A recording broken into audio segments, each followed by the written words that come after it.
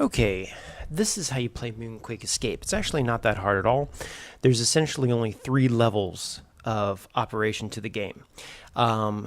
Quickly to set up the premise, you are aliens trying to get to a rocket ship to escape the moon first, and the way you do that is not by speeding yourself up, but by hampering your opponent's ability to get to the rocket ship.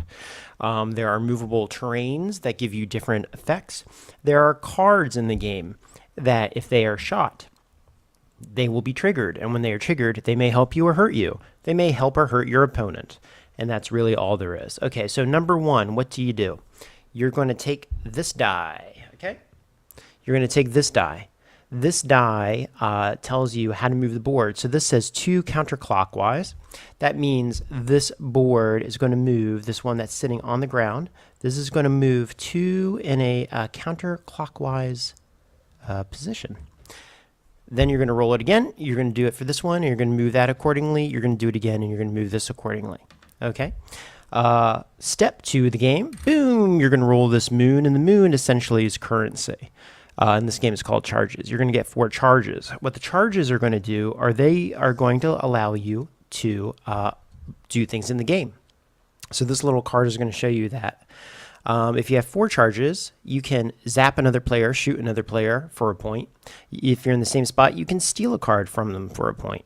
You can zip around the board for a point.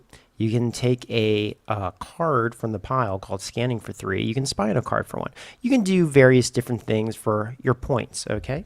You can also buy a card. So you're going to have cards on the far side of your tableau, and you can purchase them and put them into play for whatever value is written on the card.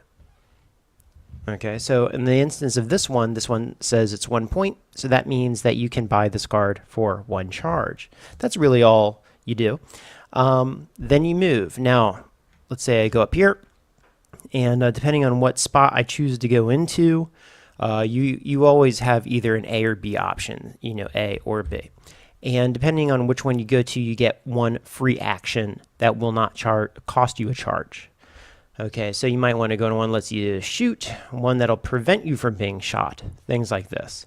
Okay, and then you perform your actions. When somebody shoots you, really the goal of the game is to shoot them and expose these cards. So if I expose this card, woo, it's an energy shield. That doesn't do anything except get rid of an energy shield.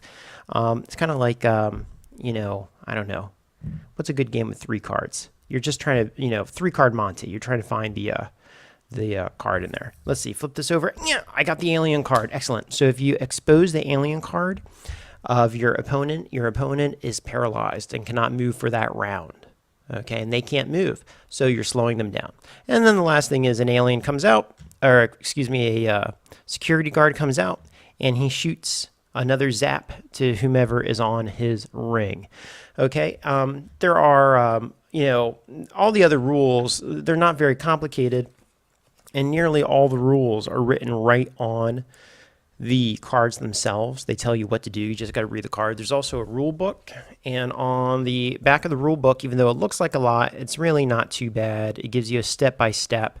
The only thing you're going to need in this rule book is if you go to the interior, it's going to have specifications on what the terrain does. That's really pretty darn useful. Okay, so again, that's how you play it. You roll a die to move the board. You roll the moon to see how much currency you have, and then you do stuff. Shoot each other. That's basically what you do. All right, that's how you play Moonquake Escape.